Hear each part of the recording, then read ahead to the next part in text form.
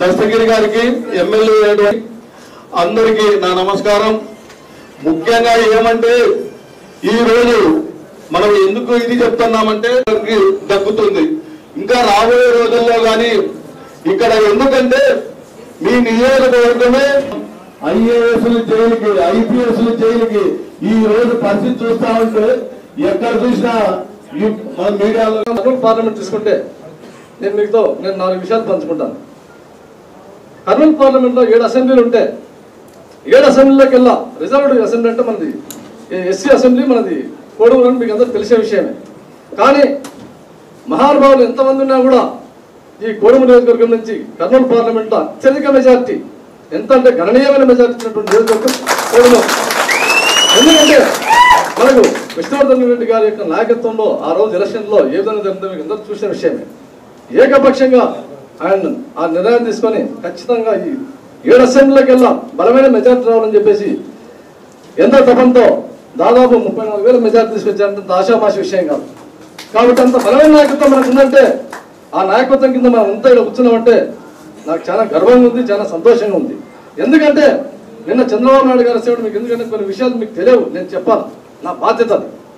నిన్న చంద్రబాబు నాయుడు గారు మీటింగ్కి వస్తే కూడా అలా విష్ణువర్ధన్ గారు వచ్చి ఆ కోడమూరు నియోజకవర్గం నీటి పరిస్థితి బాగాలేదని చెప్పేసి అక్కడ సార్తో చర్చించడం జరిగింది.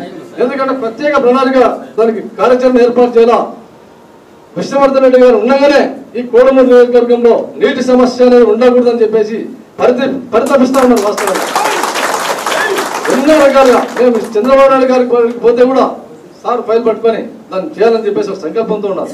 కాబట్టి నేను చెప్పేది ఏమంటే ఇదే కాదు, ఆయన యొక్క నాయకత్వంలో మన నియోజకవర్గం మిగతా నియోజకవర్గాలతో కంపేర్ చేస్తే ఒక కమిట్మెంట్తో ఖచ్చితమైన కమిట్మెంట్తో మీకు ఎంత న్యాయం జరుగుతుందని చెప్పేసి నేను భరోసాతో చెప్తున్నాను.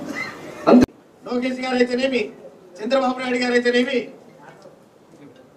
ఇక్కడ కోడుమూరు నియోజకవర్గంలో అభివృద్ధిని అడ్డుపడే తెలుగుదేశం శక్తులు ఎన్నో ఉన్నా కానీ ఈసారి ఖచ్చితమైన నిర్ణయాన్ని బేరీజు వేసుకొని లోకేష్ గారు ముఖ్యంగా కోడుమూరు నియోజకవర్గంలో దస్తగిరిని ఎంపీగా నాగరాజుని ఒకే అసెంబ్లీ నియోజకవర్గం నుంచి ఇటు పూర్వ సామాజిక వర్గానికి కూడా అవకాశం ఇవ్వాలని చెప్పి సంకల్పంతో ఒకటి, ఎందుకంటే అన్ని సామాజిక వర్గాలకు కూడా గతంలో ఇవ్వడం జరిగింది అనే ఉద్దేశంతో ఈరోజు మళ్ళీ నాగరాజు గారిని ఎస్సీ రిజర్వేషన్ నుంచి మన మండలం నుంచి దస్తగిరి గారిని మన పైన బాధ్యత పెట్టి ఎన్నో అభావాలు సృష్టించారు.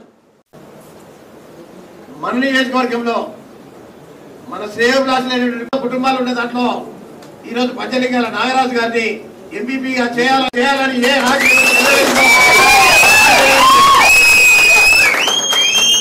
నెరవేర్చడానికి లోకేష్ గారు ఏ కారణాల చేత కూడా ఆ రోజు కూడా తెలుగుదేశం పార్టీని గెలిపించారు. తెలుగుదేశం పార్టీకి మన నాయకత్వమే మీకు రుజువు చేస్తా ఉంది. ఆ రోజు ఎంపీటీసీగా నాగరాజు పోటీ చేశాడు, గెలిచాడు. ఎవరికైనా ఒక బాధ్యత అప్పచెప్పినప్పుడు సమైక్యం చేసుకోవడానికి చొరవ చూపించాల్సిన బాధ్యత మన పార్లమెంటు నియోజకవర్గంలో కొత్తమైన తీర్చాలనే ప్రయత్నం తప్ప భవిష్యత్తులో రాజకీయాలు మీరు చూపే ప్రేమ ఆదరణ వల్లకు ఎందుకు ఇచ్చారంటే ఈ మంచినీటి సమస్యకు తెలుగుదేశం పార్టీని చేస్తుందనే ఉద్దేశంతోనే అత్యధికంగా టౌన్ 3,000. ఈరోజు కర్నూలు మండలంలోని ఈ యొక్క ఆఫీస్ నందలి కోడుమూరు నియోజకవర్గం తరఫున మినీ మహానాడును మండల ఆఫీస్లో నిర్వహించడం జరిగింది.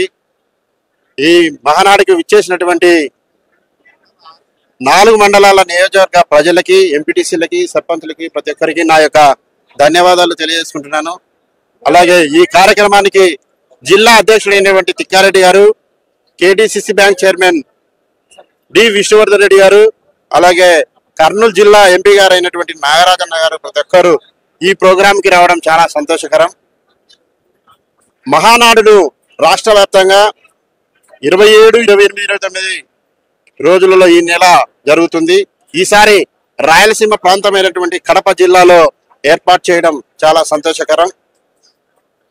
ఎన్టీ రామారావు గారి జయంతి 28వ తేదీ సందర్భంగా ఈ యొక్క మహానాడు నిర్వహించడం చాలా ఆనందకరం. ఈ మహానాడు కార్యక్రమంలో చాలా తీర్మానాలు కూడా చేయడం జరిగినది. మేము డెవలప్మెంట్ తీర్మానాలు ఈ తీర్మానాలని రాష్ట్ర మహానాడు కార్యక్రమంలో ఇవ్వడం జరుగుతుంది. ఎన్టీ రామారావు గారు అత్యంత తక్కువ కాలంలోనే సీఎం అయిన వ్యక్తి భారతదేశ చరిత్రలో ఆయన ఒక్కడే ఉన్నాడు. ఆ తర్వాత ఎన్టీ రామారావు తర్వాత నారా చంద్రబాబు నాయుడు గారు ఈ రాష్ట్రాన్ని అభివృద్ధి పరచడంలో చాలా ఉన్నత శిఖరాలు తీసుకువెళ్ళడం జరిగింది. ఆంధ్రప్రదేశ్ రాష్ట్రాన్ని, అలాగే ఉమ్మడి తెలంగాణ ఆంధ్ర రాష్ట్రాన్ని, హైదరాబాద్ని ఎంత అభివృద్ధి పరిచిన తర్వాత మనల్ని నిధులు నీళ్లు నియామకాలన్న కాన్సెప్ట్తో తెలంగాణను డివైడ్ కావడం చాలా దురదృష్టకరం. ఆ డివైడ్ అయిన తర్వాత మనం ఒక ఎడారి ప్రాంతంలో మనం ఉండిపోయాము.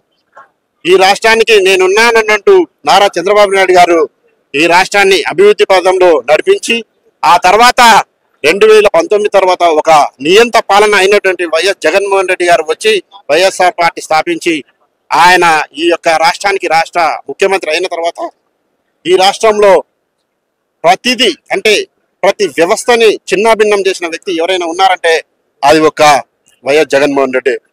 ప్రతి ఒక్క డిపార్ట్మెంట్ని, ప్రతి ఒక్క రైతులని,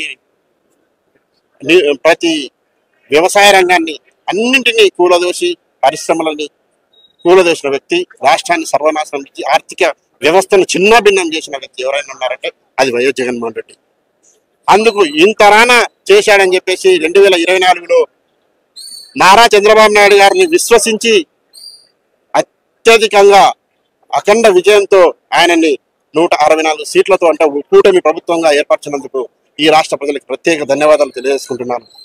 ఈ మహానాడికి ప్రతి ఒక్కరూ అంటే వాళ్ళకి ఇంట్రెస్ట్ ఉన్న వాళ్ళు మా కార్యకర్తలు ఎవరైనా వచ్చినా మేము మహానాడు కార్యక్రమాన్ని తీసుకువెళ్ళడానికి సిద్ధంగా ఉన్నాము. ఈసారి ఖచ్చితంగా అఖండ విజయం అందించినందుకు తొలి మహానాడుగా ఏర్పాటు చేసి అక్కడ ప్రతి ఒక్కరికి ఆయన నారా చంద్రబాబు నాయుడు యొక్క ప్రసంగాన్ని వినవలసిందిగా కోరుకుంటూ సెలవు తీసుకుంటున్నాను. జోహార్ ఎన్టీఆర్, జోహార్ ఎన్టీఆర్. నారా చంద్రబాబు నాయుడు గారి నాయకత్వం, నారా చంద్రబాబు నాయుడు గారి నాయకత్వం, లోకేష్ గారి నాయకత్వం, లోకేష్ గారి నాయకత్వం. జై హింద్.